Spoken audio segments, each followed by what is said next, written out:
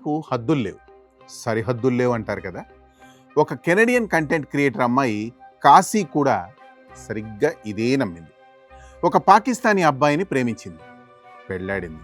అబ్బా, పెళ్ళయ్యాక లైఫ్ ఎంత రొమాంటిక్గా ఉంటుందో అని మన విదేశీ దొరసాని కలలు కూడా కంది. కానీ పాకిస్తానీ అంటే మన దేశాల సౌత్ ఏషియన్ అత్తగారింట్లో అడుగుపెట్టాక ఆమెకు తగిలిన సాంస్కృతిక షాకులు చూసి ఆమె మైండ్ బ్లాక్ అయిపోయింది.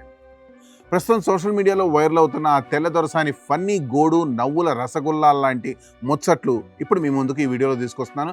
వీడియో అయితే ఎక్కడ స్కిప్ అవ్వకుండా చూసి ఎంజాయ్ చేయండి. పాశ్చాత్య దేశాల్లో బంధుత్వాలు ఎలా సింపుల్గా ఉంటాయో తెలుసా? బాబాయ్ అయినా, పెద్దనాన్నైనా, మావయ్య అయినా సింపుల్గా అంకుల్ అనే పిలుస్తారు. పిన్ని, అత్త, పెద్దమ్మల్ని ఆంటీ అనేస్తారు. మన కాశీ కూడా అదే అమాయకత్వంతో పాకిస్తాన్లోని కరాచీలో అత్తారింట్లో అడుగుపెట్టింది. కానీ ఇక్కడ సీన్ చూస్తే తండ్రి వైపు వాళ్ళకు ఒక పేరు, తల్లి వైపు వాళ్ళకు ఒక పేరు, పెద్దమ్మ, చిన్నమ్మ, అత్త, మామ, చాచా, చాచి, తాయ, తాయి. అమ్మమ్మకి నాన్న వైపు నుండి పిలిస్తే ఒక పేరు, అమ్మ వైపు నుండి పిలిస్తే ఇంకో పేరా? ఈ బంధుత్వాల పేర్లు విన్న కాశీ తల తిరిగి, ఏంటి స్వామి ఇది, ఒకే మనిషికి ఇన్ని పేర్లా? మీ ఫ్యామిలీ రిలేషన్స్ అర్థం చేసుకోవడానికి నాకు ఒక డిగ్రీ కావాలి, లేదంటే పిహెచ్డి చేయాలి అంటూ నెత్తి నోరు బాదుకుంటుంది.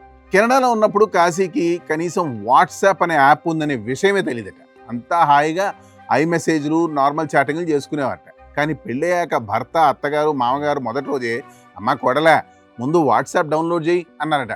ఇప్పుడు ఆ వాట్సాప్ లేకపోతే ఆమెకు భర్తతో కాపురం చేయడం కూడా ఇంపాసిబుల్ అయిపోయిందిట. పొద్దున్న లేస్తే గుడ్ మార్నింగ్ ఫ్యామిలీ గ్రూప్ మెసేజ్లు, ఫ్యామిలీలో ఎవరెంతన్నా గ్రూప్లో ఫోటోలు. అసలు ఈ వాట్సాప్ కనిపెట్టింది మా అత్తగారింటి కోసమేమో అని కాశీ తెగ ఫీల్ అయిపోయింది.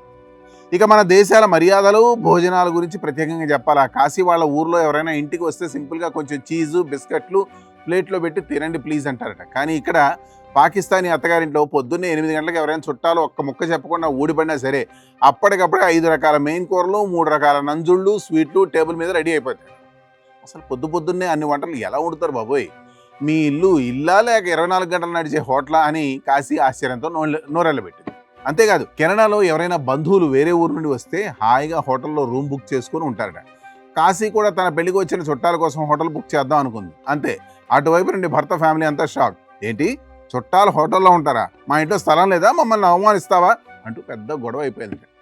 సౌత్ ఏషియన్ ఫ్యామిలీస్లో హోటల్ అనే మాటే వినపడదు. ఎంతమంది వచ్చినా ఒకే ఇంట్లో, ఒకే రూమ్లో అందరూ కలిసి అడ్జస్ట్ అయి పడుకుంటారు. ఒకవేళ పొరపాటున ఎవరైనా హోటల్కి వెళ్తే వాళ్ళ మధ్య ఏదో పెద్ద గొడవ జరిగిందని అర్థం అంటూ కాశీ నవ్వుకుంటూ చెప్తుంది. చివరిగా కాశీని షాక్కి గురి చేసిన మరో విషయం ఏంటంటే ఫ్యామిలీలో సమాచారం వెళ్ళే స్పీడ్. కెనడాలో పక్కింట్లో ఏం జరుగుతుందో కూడా పట్టించుకోరు. కానీ ఇక్కడ కాశీ కిచెన్లో ఏ కూర వండినా, భర్తతో ఏ చిన్న ముచ్చట చెప్పినా మరుసటి నిమిషంలో లండన్లో ఉన్న బాబాయికి, అమెరికాలో ఉన్న అత్తమ్మకి తెలిసిపోతుందిట. ఈ సమాచారం ప్రపంచానికి ఎలా తెలుస్తుందో నాకు ఇప్పటికీ మిస్టరీని. బహుశా నాసా శాటిలైట్ల కన్నా మా ఫ్యామిలీ వాట్సాప్ గ్రూప్లో ఎక్కువగా యాక్టివ్గా ఉంటాయి అంటూ కాశీ వ్యంగ్యంగా నవ్వుతుంది. మొత్తానికి మన తెల్లదొరసాని కాశీ సౌత్ ఏషియన్ల ఫ్యామిలీ డ్రామాల, వంటలు, హడావిడి, బంధుత్వాల గోలను భరిస్తూ సక్సెస్ఫుల్గా కోడలు అనిపించుకోవడం. ఇవి కేవలం కొన్ని షాకులు మాత్రమే. నేను బుక్ రాస్తే ఇలాంటివి ఇంకో 50 చెప్తా అంటూ కెనడా కోడలు ముగించింది. ఏదేమైనా మన సంస్కృతిలో ఉన్న ఆ లౌడ్నెస్, ఆ నవ్వులు, ఆ తిండి గొడవలు ప్రపంచంలో ఎక్కడా దొరకగా.